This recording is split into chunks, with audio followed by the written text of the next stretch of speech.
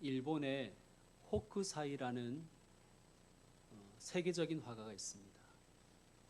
에도 시대를 대표하는 화가인데 자포니즘이라는 유럽에서 일본을 동경하는 그러한 문화를 만들어낸 오늘날 우리로 치면 한류를 만들어낸 그러한 화가입니다.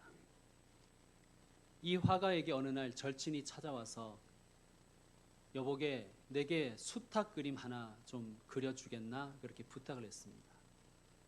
근데 호쿠사이가 수탉을 한 번도 그린 적이 없어요. 그래서 친구에게 말합니다. 일주일만 내게 시간을 좀 주게. 그래서 일주일 후에 그 친구가 갔습니다. 그랬더니 미안하게 됐네. 2주만 더 시간을 주게. 그렇게 부탁합니다. 2주에 갔더니 이번에는 뭐 한 달, 그 다음엔 6개월, 뭐 자꾸 이렇게 미루는 거예요. 그러다가 3년이 되어버렸습니다. 3년이 되어 친구가 찾아와서는 화를 냅니다. 아니 수탉 그림 한 장 그리는 것이 뭐가 그리 힘든 일이냐. 수탉이든 암탉이든 다 좋으니 이 자리에서 당장 그려주게. 그래서 호쿠사이가 친구를 한참 물끄러미 바라보더니 그 자리에서 현란한 손놀림으로 수탉 그림 한 장을 그려주었습니다. 그림의 완성도가 얼마나 높은지 마치 살아 움직이는 장탉을 보는 것 같았습니다. 친구는 그 그림을 보니까 더 성질이 나는 거예요. 아니 이렇게 그려줄 수 있으면서 왜 3년이나 미뤘냐 그렇게 물으니 호쿠사이는 아무 말 없이 친구를 자기의 화실로 데리고 갔습니다. 큰 화실에는 베젤이 있고 이젤이 있는데 그 앞에는 3년 동안 쉬지 않고 습작한 수탉 그림이 산더미처럼 쌓여 있는 것입니다. 호쿠사이가 친구에게 말합니다. 예술은 변명이 필요 없어. 이 일화는 훈련의 중요성을 강조한 예화로 유명합니다. 여러분 미술의 대가조차도 작품을 위해서 피나는 훈련을 해야 합니다. 대가도 훈련이 필요하다면 미술의 초보는 뭐 말할 필요도 없겠죠. 아무리 타고난 재능이 있어도 훈련이 없다면 그에게 천재적인 재능이 있어도 그는 훌륭한 프로 선수가 될 수는 없습니다. 타고난 신분이 아무리 고귀해도 신분에 걸맞는 수준의 행동이 없다면 그 신분은 오히려 부끄러운 것이 되고 말지요. 저는 신앙도 마찬가지라고 생각합니다. 새신자든 뭐 좀 다닌 기신자든 아니면 신앙의 베테랑이든 훈련이 필요합니다. 그렇지 않으면 우리의 하나님 자녀된 신분이 빛을 발할 수가 없는 것입니다. 400년간 애굽, 즉 이집트의 노예로 살다가 해방을 맞은 이스라엘을 하나님은 훈련시키십니다. 죄의 노예로 살았던 우리를 예수님의 은혜와 하나님의 권능으로 구원하여 주셨는데, 즉 우리의 신분을 죄인에서 의인으로, 죄의 종에서 하나님의 자녀로 신분을 상승시켜 주셨는데 우리의 수준이 아직 거기에 도달하지 못하였으니 하나님 우리에게 훈련을 요구하십니다. 자, 오늘 설교의 제목을 구원받은 자의 세 가지 훈련이라고 정했습니다. 오늘 구원받은 우리가 해야 할 세 가지 훈련에 대해서 말씀을 나누려고 합니다. 초보 신앙이든 베테랑 신앙이든 구원받은 자라면 세 가지 훈련을 해야 됩니다. 첫째는 드리는 훈련이요, 두 번째는 무교병 훈련이요, 세 번째는 반복의 훈련입니다. 첫째, 우리는 드리는 훈련을 해야 합니다. 자, 2절 말씀 같이 보겠습니다. 2절 말씀 합독합니다. 시작.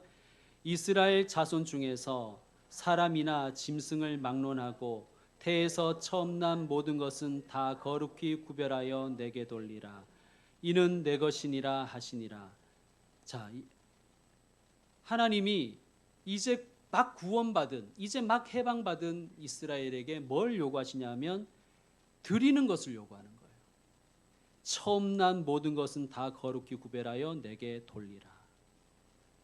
이 출애굽기 13장 앞쪽을 쭉 여러분 읽어보시면 하나님이 이스라엘을 애굽에서 구원하시기 위해서 10가지 재앙을 애굽에 내리십니다. 하나님이 재앙을 하나씩 내릴 때마다 이집트의 파라오, 성경에는 바로로 돼 있죠. 바로는 모세에게 사정했습니다. 내가 잘못했다. 이스라엘을 해방시켜 주겠다. 그러니 하나님께 말씀드려서 이 재앙을 그치게 해달라. 그래서 그 재앙이 끝나면 바로는 바로 입을 닦았죠. 그래서 바로인 것 같아요. 점점 더 완악해졌습니다. 그러다 결국 10번째 재앙, 거기에서 바로가 항복을 합니다. 그런데 이 끔찍한 재앙을 피할 방법도 하나님은 가르쳐 주셨죠. 어린 양을 잡아서 그 피를 좌우 문설주와 임방에 바르라고 하셨습니다. 이 말씀대로 순종한 이스라엘은 구원을 받았습니다. 죽음의 사자가 그 피를 보고 넘어갔습니다. 그래서 6월 달에 있다고 6월절이 아니라 넘어간다는 뜻으로 6월절입니다. 6월절, 영어로는 패스오버라는 절기가 된 것입니다. 자, 이 사건을 계기로 하나님은 이제 초보 자유인이 된 이스라엘에게, 구원을 금방 받은 이스라엘에게 하나님은 드리는 훈련을 요구하시는 거예요. 사람이든 짐승이든 모든 처음 난 것은 다 하나님께 바쳐라. 짐승은 뭐 그렇다 치고 첫째 아들은 어떻게 하나님께 바칩니까? 그래서 오늘 본문에는 대속이라는 단어가 나오는 거예요. 대속을 영어로 redeem이라고 합니다. 랜섬이라고도 하죠.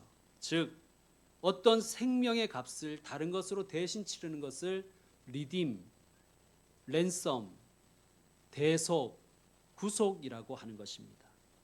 맏아들을 원래는 드려야 되는데 맏아들의 생명값을 대신해서 다른 것을 제물로 드리는 것을 대속, 구속이라고 하는 것입니다.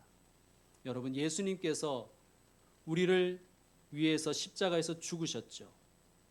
원래는 제가 거기에 십자가에 달려야 되는데 예수님이 십자가에 달려 피를 쏟으심으로 그 피값을, 나의 생명값을 대신하여서 대속 지불해 주신 것입니다. 하나님은 우리 예수님의 이 대속을 우리가 기억하기를 원하세요. 그 기억을 위해서 우리에게 드리는 훈련을 요구하시는 거예요. 여러분, 첫 것이라는 것은, 처음 난 것이라는 것은 순서상의 퍼스트를 의미하는 것이 아니라 가장 좋은 것을 의미하고 전부를 의미합니다.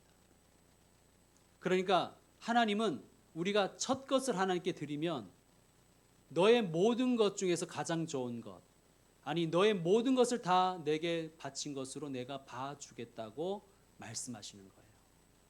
예를 들어서 자, 오늘을 이렇게 주일에, 우리는 그리스도인들은 일요일이라 그러지 않고 주일이라 그러죠. 주간의 첫날인 이 주일에 이렇게 모여서 먼저 다른 것을 추앙하지 않고 하나님께 주일 예배를 드리지요. 첫날을 하나님께 드리는 것입니다. 첫날의 첫 번째 마음을 하나님께 드리는 것입니다. 이것을 이렇게 하나님께 드리면 하나님은 모든 날 중에 가장 좋은 날과 가장 좋은 시간을 하나님께 드린 것으로 보아주시고 모든 날을 하나님께 드린 것으로 인정해 주신다는 거예요. 새벽 예배 역시 마찬가지입니다. 하루의 첫 시간, 첫 번째 마음, 첫 번째 생각을 가지고 하나님과 기도하는 시간으로 드리면 하나님은 하루의 가장 좋은 시간을 하나님과 함께한 것으로, 하루의 전부를 하나님께 드린 것으로 봐주신다는 거예요. 성도 여러분, 첫 시간을 하나님께 드리는 훈련을 하시는 분들 되시기를 축원드립니다. 11조와 헌금 역시 마찬가지입니다. 물질의 첫 것을 하나님께 드리는 훈련인 거예요.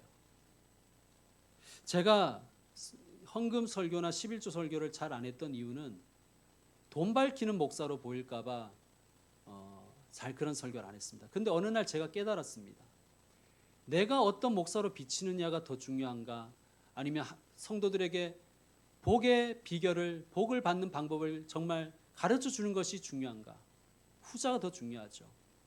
여러분, 쓰고 남은 것을 하나님께 드리는 것이 아니라 먼저 다른 것 쓰기 전에 첫 번째 것을 하나님께 떼어서 드리는 것입니다.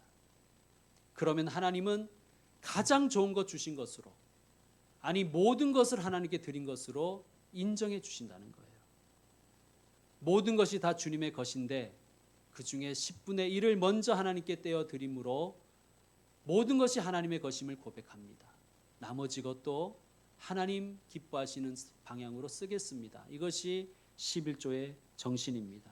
그런 마음으로 여러분 11조 훈련을 하시길 바랍니다. 그런데 이 11조 훈련에는 하나님의 축복이 약속되어 있어요. 여러분, 하나님은 공짜가 없으십니다. 자, 우리 말라기 3장을 한번 찾겠습니다. 말라기는 구약의 제일 끝에 있습니다. 그러니까 마태복음 색인을 찾아서 그 앞을 찾으시면 더 좋겠죠. 1330쪽입니다. 구약 1330쪽. 오늘 본문은 손으로 잡고 말라기 3장으로 가겠습니다.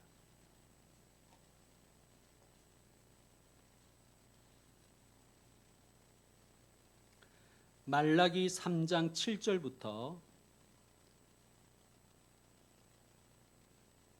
말라기 3장 7절부터 제가 먼저 읽겠습니다. 만군의 여호와가 이르노라 너희 조상의 날로부터 너희가 나의 규례를 떠나 지키지 아니하였도다. 그런즉 내게로 돌아오라. 그리하면 나도 너희에게로 돌아가리라 하였더니 너희가 이르기를 우리가 어떻게 하여야 돌아가리까 하는도다.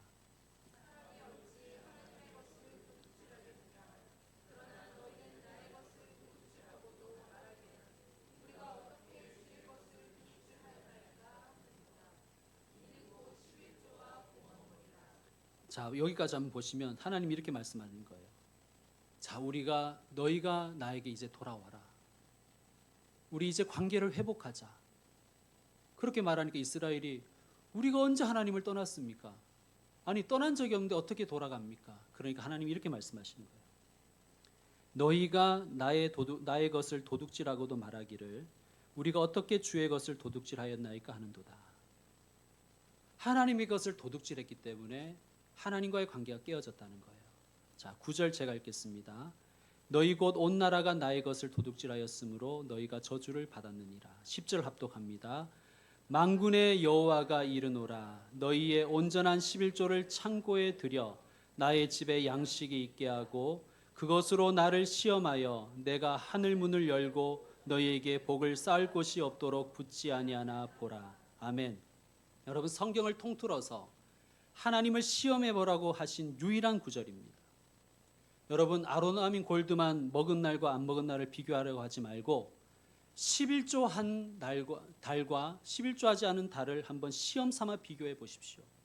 하나님께 드려서 쪼들리는지 망하는지 한번 시험해 보시길 바랍니다. 11절을 보면 이렇게 말씀하십니다. 만군의 여호와가 이르노라 내가 너희를 위하여 메뚜기를 금하여 너희 토지 소산을 먹어 없애지 못하게 하며 너희 밭의 포도나무 열매가 기한 전에 떨어지지 않게 하리니. 11조를 드리면 하나님이 복을 주시는데 어떤 복을 더하여 주시냐 하면 메뚜기를 막아주시고 토지 소산을 지켜주셔서 포도나무 열매가 기한 전에 떨어지지 않게 하신다는 거예요. 여러분, 한번 하나님을 시험해 보십시오. 11조 드려서 망하는지 11조 드려서 복을 받는지 하나님을 한번 시험해 보십시오. 자, 오늘 다시 본문으로 넘어와서 출애굽기 13장 13절을 보시면 나귀의 첫 새끼는 다 어린 양으로 대속할 것이요 그렇게 하지 아니하려면 어떻게 하라고 하십니까? 그 목을 꺾을 것이며. 여러분, 나귀는 하나님께 바칠 수가 없어요. 왜 그러냐 하면 나귀는 부정한 짐승이거든요. 하나님은 이 굽이 갈라지고 새김질하는 짐승만 바치라고 하셨습니다. 그것이 정하기 때문입니다. 그런데 나귀는 굽이 갈라지지도 않았고 되새김질도 하지 않는다고 합니다. 그래서 나귀는 하나님께 바칠 수 없습니다. 그러므로 나귀의 첫 새끼는 하나님께 못 바치고 어떻게 하라는 거예요? 어린 양으로 대속하라는 거예요. 나귀 대신 어린 양이 죽어야 됩니다. 성도 여러분, 우리는 다 나귀 같은 존재예요. 하나님께 드릴 수 없는 부정한 존재입니다. 우리는 죄인입니다. 원래 우리는 목이 꺾여 죽어야 할 나귀 같은 존재인 거예요. 그러나 어린 양이신 예수 그리스도의 보혈로 우리는 대속의 은혜를 받았습니다. 구속받은 거예요. 그리고 여러분, 우리가 신약에 읽어보면 예수님이 나귀를 타시고 예루살렘에 입성하시죠. 나귀는 예수님이 타실 만한 그런 짐승이 아니에요. 그러나 예수님은 나귀 같은 우리, 나귀같이 부족한 죄인인 우리의 목을 꺾지 않으시고 우리를 불러주시고 오히려 우리를 사용하여 주신다는 거예요. 주님, 나는 목이 꺾여 죽어야 될 나귀 같은 존재입니다. 그러나 예수님의 보혈의 은혜, 대속의 은혜로 새 생명 얻었습니다. 감사드리며 나의 물질과 나의 시간과 나의 자신을 드리게 하여 주시옵소서. 그래서 주님의 나라와 주님의 교회를 위해서 사용하여 주옵소서. 여러분, 이 마음으로 살아가는 것이 그리스도인인 것입니다. 교회에 승합차 헌금을 하자고 했을 때 제가 사실 걱정을 좀 많이 했습니다. 제가 걱정이 많잖아요. 우리 교회는 개척 이후에 헌금 작정을 한 번도 한 적이 없어요. 이 예배당을 지을 때도 건축 헌금 작정하지 않았습니다. 왜냐하면 교인들 중에 시험 드는 분이 있을까 봐 염려가 되었기 때문입니다. 그런데 이번에 처음으로 작정금을 실시하면서 정말 많은 분들이 수만 원부터 수백만 원의 헌금으로 동참해 주셨습니다. 자, 원래 우리 재직회의 계획은 헌금만큼 차를 사고 나머지 등록세, 취등록세는 교회 재정에서 부담하는 걸로 이야기를 했었습니다. 보니까 제가 눈여겨봤던 차의 가격과 헌금하는 양이 보니까 얼추 될 것 같은 거예요. 그래서 하나님께 감사의 기도를 드렸습니다. 하나님, 차값을 다 채워주실 것 같아서 감사드립니다. 그랬더니 하나님이 제 마음에 그런 마음을 주시는 거예요. 여러분, 빚 없이 다 바치는 것을 헌납이라고 해요. 헌당. 예를 들면 예배당을 지었는데 빚이 없이 다 하나님께 바치면 헌당을 합니다. 헌당시. 우리는 헌당을 못했죠. 우리는 입당만 했습니다. 헌당, 즉 차의 차값뿐만 아니라 부대 비용을 다 해서 바치면 하나님께 헌납하는 건데 하나님이 헌납하기를 원하시는 것 같은 거예요. 여러분, 주보 한번 보십시오. 주보 교회 소식 6번을 한번 보세요. 교회차 헌금 누계라고 되어 있고 총 비용이 2,144만 3,140원 이미 지불했습니다. 차값에다가 이전 등록비, 차값이 2천만 원이고 취득세와 등록 비용이 144만 3,140원 들었습니다. 그런데 지금까지 헌금이 1,926만 4,302원을 헌금하신 거예요. 차액이 200만 원 정도 되지요. 하나님이 헌납을 원하시는 것을 제가 느끼고 저도 하나님께 헌납할 수 있을 것 같은 느낌적인 느낌이 들더라고요. 여러분, 액수에 상관없이 이 귀한 일에, 하나님이 기뻐하시는 일에, 하나님이 원하시는 이 헌납의 기회에 여러분 동참하시길 바랍니다. 복 받는 기회를 놓치지 마십시오. 여러분, 드리는 훈련을 할 수 있는 우리 성도들 다 되시기를 축원드립니다. 두 번째 하나님이 원하시는 훈련은 무교병 훈련입니다. 무교라는 것은 누룩을 넣지 않았다는 뜻이에요. 누룩이 없다. 즉 이스트를 넣지 않는 빵을 무교병이라고 합니다. 병자는 떡병자인데 그쪽 사람들은 주로 빵을 먹으니까 누룩을 넣지 않은 빵이 무교병입니다. 여러분, 이스트를 넣어서 반죽을 부풀려야지 빵이 촉촉하고 맛이 있죠. 냄새도 좋고요. 그런데 무교병은 딱딱하고 맛이 없습니다. 건빵 같은 거라고 생각하시면 좋습니다. 빵 먹는 즐거움이 별로 없어요. 요즘에 건빵은 맛있습니다. 거기다 설탕도 넣고 그랬어요. 근데 원래 방식대로 하면 건빵은 맛이 없죠. 목이 막히죠. 거기다가 12장에 보면 무교병과 함께 쓴나물을 같이 먹고 급하게 먹으라고 되어 있어요. 여러분, 미식과는 거리가 먼 것입니다. 이게 무교병 훈련이에요. 어떤 훈련이냐 하면 나를 기쁘게 하지 않는 훈련이에요. 무교병을 먹는다는 것은 너 자신을 기쁘게 하지 말으라는 뜻이에요. 예수님이 말씀하셨죠. 누구든지 나를 따라오려거든 자기를 부인하고 자기 십자가를 지고 나를 따를 것이니라. 무교병 훈련입니다. 자기를 기쁘게 하기 위해서 신앙생활하는 게 아니지 않습니까? 여러분, 주일에 이 예배의 자리로 나오는 것, 나와서 교회를 위해서 성도를 위해 봉사하는 것, 나를 기쁘게 하기 위함인 것이 아니죠. 물론 예배하면 기쁨을 하나님 주십니다. 봉사의 기쁨이 우리에게 있습니다. 그러나 그것이 목적이 아니라는 거예요. 내가 기쁘려고 하는 게 아니라는 거예요. 오히려 자기를 부인하는 훈련이죠. 저는 우리 교우들이 애찬에 다 참여했으면 좋겠습니다. 여러분, 애찬은 무교병 훈련이에요. 여러분, 애찬에 참여해 보시면 좀 어색합니다. 분위기가 뭐 그렇게 막 친교가 활발하게 일어나는 분위기 같지는 않아요. 그래서 막 처음에 참석하시는 분은 괜히 참여했나 뭐 이런 생각도 드실 수도 있다고 저는 생각합니다. 그런데 여러분, 무교병 훈련이에요. 주일 애찬은, 주일 교회에서의 식사는 나 기쁘려고 하는 게 아니라는 거예요. 나 기쁘게 하려면, 나 즐겁게 하려면 집에 가서 편하게 배달시켜 먹으면 제일 편하고 제일 좋죠. 아니면 가까운 식당 가서 가족들이랑 식사하면 그거는 나를 기쁘게 하고 가족을 즐겁게 하는 것입니다. 그러나 여러분, 교회의 애찬은 나 즐거우려고 하는 게 아니에요. 나 기쁘려고 하는 게 아니에요. 애찬은 무교병 훈련입니다. 하나님은 우리가 주의 교회 안에서 함께 사랑의 교제, 식탁의 교제를 통해서 친교하기를 원하십니다. 그래서 하나 되기를 원하세요. 그게 하나님을 기쁘게 하는 것입니다. 애찬을 통해서 우리는 하나님을 기쁘게 하는 거예요. 부모님 앞에서 밥을 맛있게 먹는 것 자체가, 즐겁게 먹는 것 자체가 부모님을 기쁘게 하는 거잖아요. 하나님 아버지를 좀 기쁘게 해드리는 성도가 되어야 되지 않겠습니까? 여러분, 다시 말씀드립니다. 애찬에 처음 참석하시면 어색할 수 있어요. 분위기가 좀 별로네 이렇게 생각할 수도 있습니다. 그런데 확실한 것은 반찬은 맛있어요. 분명히 좋은 부분 하나는 있습니다. 여러분, 애찬은 무교병 훈련입니다. 무교병 훈련은 또한 단순한 삶, 심플한 삶을 훈련하는 것입니다. 프랑스에 가면 수도원 공동체에 참여해서 한 달 내지 1년을 살면서 그 수도원 생활에 참여할 수 있는 프로그램이 있어요.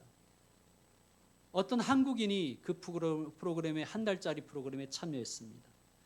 봉사자가 챙겨주면서 말합니다. 필요한 것 있으면 언제든지 제게 말씀해 주십시오. 참가자가 숙소에 가서 보니까 치약이 없는 거예요. 그래서 봉사자에게 찾아가서 말했습니다. 저 치약이 없는데요. 치약 좀 주세요. 그랬더니 봉사자가 이렇게 말합니다. 소금을 쓰십시오. 이게 무슨 말이냐면, 수도원은 그것 없어도 살 수 있는 것을 배우는 거예요. 공간이라는 거예요. 그것 없어도 단순히 살아도 행복할 수 있다는 것을 배우는 곳이 수도원이라는 것입니다. 여러분, 무교병 훈련은 절제하는 훈련입니다. 단순하고 심플한 삶을 훈련하는 것입니다. 편안해지려고 하면 평안이 없는 거예요. 편안을 위해서 이것도 필요하고 저것도 필요하다고 생각하니까 우리 마음의 평안이 사라져 버리는 거예요. 여러분, 그런데 우리가 경험했지 않습니까? 인생을 살면서 경험했지 않습니까? 이것저것 다 있어도 걱정은 그치지 않습니다. 어떤 걱정을 하냐면, 이거 없어지면 어떡하나, 저거 사라지면 어떡하나, 그런 걱정을 하는 거예요. 심지어 어떤 걱정까지 하냐면, 내가 이것저것을 지금 다 누리고 있는데 내 자식 때에 가서 이것저것 누리지 못하면 어떡하나, 그 걱정까지 하는 거예요. 여러분, 심플하게 살아야 평안이 있습니다. 단순한 삶의 평안이 있는 것입니다. 무교병 훈련을 하는 저와 여러분 다 되기를 축원드립니다. 세 번째, 성도가 해야 할 훈련은 반복의 훈련입니다. 출애굽기 13장 5절 끝에 보면 이런 말씀 있죠. 너는 이달의 이 예식을 지켜라. 6절에도 보면 여호와께 절기를 지켜라라는 말이 있고, 10절에 보면 해마다 절기가 되면 이 규례를 지킬지니라 라고 말씀하십니다. 매년 반복해서 이 규례를 지키라는 거예요. 이 형식을 지키라는 것입니다. 여러분, 반복해서 능력이 나옵니다. 반복하는 게 능력이에요. 투자의 규제, 오마하의 현인인 워렌 버핏이 투자에 성공하는 법을 이렇게 말하더라고요. 원칙을 지켜라. 그리고 반복하라. 원칙이 없으면 망한다는 거예요. 그리고 원칙이 있다면 지키라는 거예요. 그리고 계속해서 반복하라는 것입니다. 여러분, 우리에게 주는 인사이트가 있다고 생각합니다. 신앙도 마찬가지예요. 여러분. 신앙의 원칙이 있어야 돼요. 그리고 원칙이 있다면 지켜야 됩니다. 그리고 그 원칙을 지키는 것을 반복해야 되는 거예요. 여러분, 기업들이, 특별히 대기업들이 왜 성적 좋은 아이들을 뽑을까요? 학교에서 배운 것, 기업에 가면 아무 쓸모 없다는 것, 기업이 누구보다 잘 알고 있어요. 그런데 왜 학교 성적 좋은 아이들을 뽑을까요, 여러분? 회사에 들어가면 다 새로 배워야 된대요. 왜냐하면 왜 공부 잘하는 애들을 뽑냐 하면 공부 잘하는 사람이 성실하기 때문입니다. 성실하다는 건 뭐냐 하면 원칙과 반복에 성실하다는 거예요. 예를 들면 시험 범위가 1조에서 100조까지라면 공부 잘하는 애들은 성실하게 그 범위를 공부하지요. 그리고 계속 반복합니다. 그러니 높은 점수를 받을 확률이 높아지는 거죠. 시험이 끝나도 오답 노트 만들어서 반복하죠. 그 다음 시험을 대비하는 것입니다. 그런데 반면에 공부 못하는 애들은 범위가 100조까지면 한 50조까지만 하고 나머지는 찍습니다. 반복은 하지 않아요. 왜? 머리만 믿고 반복하지 않기 때문에. 그러면 좋은 점수를 받을 확률이 낮아지죠. 이것이 기업에서의 생활도 직장 생활에도 이게 적용된다는 거예요. 원칙을 지키고 반복하는 것이 훈련된 사람을 기업은 뽑는다는 것입니다. 여러분, 신앙생활도 마찬가지인 것 같아요. 원칙을 성실하게 반복적으로 지키는 훈련이 필요합니다. 그래야 하나님의 뜻을 깨달을 확률이 높아지는 거예요. 그래야 하나님의 은혜 받을 확률이 높아지는 것입니다. 왜냐하면 하나님은 성실하시기 때문이에요. 오늘 백미란 집사님 기도하실 때 성실하신 하나님 기도했죠. 하나님이 성실하시기 때문이에요. 여러분, 하나님은 성실하게 반복하십니다. 여러분, 예수님이 우리에게 주기도를 가르쳐 주시면서 이런 기도를 하라고 하셨어요. 일용할 양식을 구하라고 기도하라고 하셨습니다. 하나님은 일용할 양식 주시기를 기뻐하시는 하나님이세요. 하나님은 제가 만약 하나님이면 귀찮아서라도 야, 매일 요구하지 말고 그냥 내가 일주일씩 줄게. 주용할 양식 줄게. 아니야. 주용할 양식도 아니야. 달용할 양식으로 줄게. 아니, 1년치 그냥 연용할 양식 줄게. 할 것 같아요, 저 같으면. 귀찮아서라도. 또 그럴 능력도 있으니까. 그런데 하나님은 일용할 양식을 구하기를 원하시고 일용할 양식을 주시는 하나님이세요. 왜 그렇습니까? 왜 그럴까요, 하나님? 하나님은 우리에게 항상 신선한 것 주시기 원하시기 때문입니다. 여러분, 한번 생각해 보세요. 여러분이 뭐 그냥 귀찮기도 하고 바빠서 1년 먹을 양식을 그냥 냉동실에 꽉 채워놓고 1년 동안 먹는다고 생각해 보세요. 그거 몸에 건강하지 않습니다. 어떤 연구기관에서 조사해 보니까 여러분, 냉동고기 한 달만 지나도 냉동고기에 있는 그 세균이 변기에 있는 세균보다 더 많다는 거예요. 그러니까 1년치 냉동실에 넣어놓고 먹으면 세균 그냥 끓여서 먹이는 것과 똑같은 거예요. 왜 하나님이 연용할 양식 주시지 않는가? 왜 하나님이 10년 용할 양식을 안 주시는가? 우리는 늘 대박을 원하잖아요. 그냥 대박. 그냥 평생 뭐 자식 대까지 다 먹고 살 만큼의 뭐 양식을 구하잖아요. 그렇게 원하지 않습니까? 왜 그렇게 하지 않으시는가? 그것이 우리에게 유익하지 않기 때문입니다. 일용할 양식 하나님 주시길 원하시고 성실하게 일용할 양식을 주시는 하나님이십니다. 여러분, 오늘 저녁까지 먹을 것이 우리에게 있습니까? 그러면 감사하시길 바랍니다. 내일은 내일의 양식을 주십니다. 매일 하나님께 일용할 양식을 반복해서 구하시고 일용할 양식을 반복해서 얻는 훈련을 하십시오. 반복의 훈련에 능력이 있고 반복의 훈련에 축복이 있는 것입니다. 여러분 정리하십시다. 오늘 세 가지 훈련, 우리가 해야 될 세 가지 훈련 배웠습니다. 뭐였죠? 첫째 뭐였습니까? 첫째, 드리는 훈련을 하라. 여러분 드리는 훈련을 하십시오. 시간을 드리고 나를 드리고 마음을 드리고 물질을 드리는 훈련을 하십시오. 특별히 11조 훈련을 하시길 바랍니다. 두 번째는 어떤 훈련이었습니까? 무교병 훈련입니다, 여러분. 나를 기쁘게 하기 위해서 신앙생활 하는 게 아니에요. 하나님을 기쁘게 하기 위해서 신앙생활 하는 것 아니지 않습니까? 그렇다면 여러분 애찬에 참여하십시오. 주일 점심 식사는 교회에서, 그게 원칙이어야 됩니다. 하나님을 기쁘게 하는 사람이 되어야 돼요. 세 번째는 무엇이었습니까? 반복 훈련입니다. 여러분 반복의 능력이 있습니다. 반복할 때 하나님 가장 좋은 것 주십니다. 반복해서 매일 하나님 주시는 신선한 복을 누리시는 분들 다 되시기를 축원드립니다. 우리 다 같이 일어나겠습니다.